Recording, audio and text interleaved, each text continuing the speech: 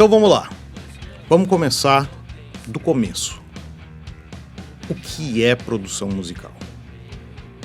Eu tenho uma definição muito bacana, escrita de uma forma bem técnica, sobre o que é produção musical e qual o papel de um produtor musical.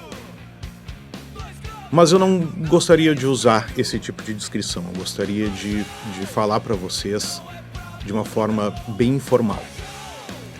Pois bem, o produtor musical é aquela pessoa, aquele profissional que vai ajudar o artista a controlar as etapas e dar uma visão menos apegada do material desse artista, da performance desse artista e fazer ele enxergar possibilidades e outras coisas que ele não esteja enxergando no momento, para fazer sugestões e poder ajudar esse artista a expressar da melhor forma possível aquilo que ele está tentando. De novo, seja num show, seja na gravação de um DVD, seja na gravação de um material em estúdio, como é a minha principal área de atuação.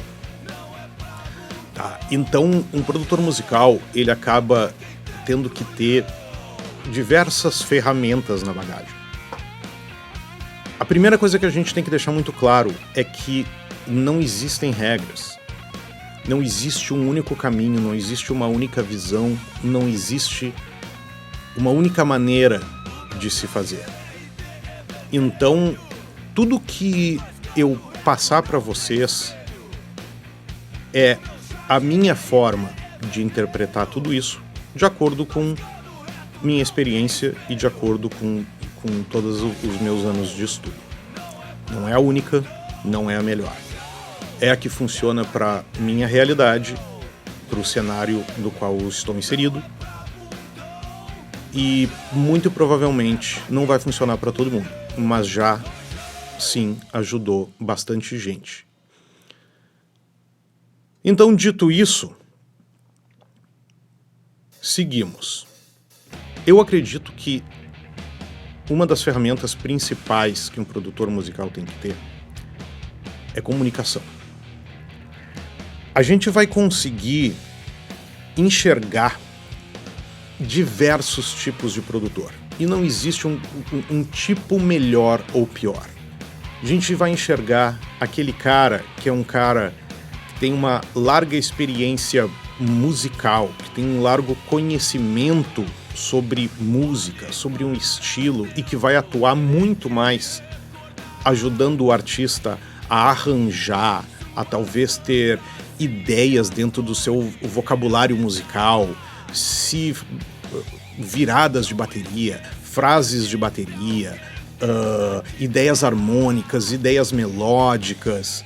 A gente vai enxergar aquele cara que é um cara mais voltado para a parte técnica da coisa, que vai ajudar o artista talvez menos na questão de arranjo e de composição e da parte literária, mas que vai trazer para ele um domínio muito grande das paletas sonoras possíveis dentro de uma produção e vai ajudar ele a escolher qual equipamento, qual guitarra ele deve usar, que seleção de pele ele deve fazer, que seleção de pratos, que caixa de bateria, que contrabaixo utilizar, quais microfones, qual tipo de pré-amplificador. A gente vai enxergar aquele que basicamente sabe unir as pessoas, chamar as pessoas que tem, eu sei que esse cara, todos os trabalhos que eu ouvi dele representam muito essa ideia que vocês querem pro disco de vocês. E esse cara tem um domínio sobre essa textura do qual vocês querem utilizar para conseguir comunicar isso. E é um cara que conecta pessoas. E tu vai encontrar uma pessoa que sabe, talvez, um pouco de tudo. Eu defendo que não existe melhor nem pior. Mas, para mim,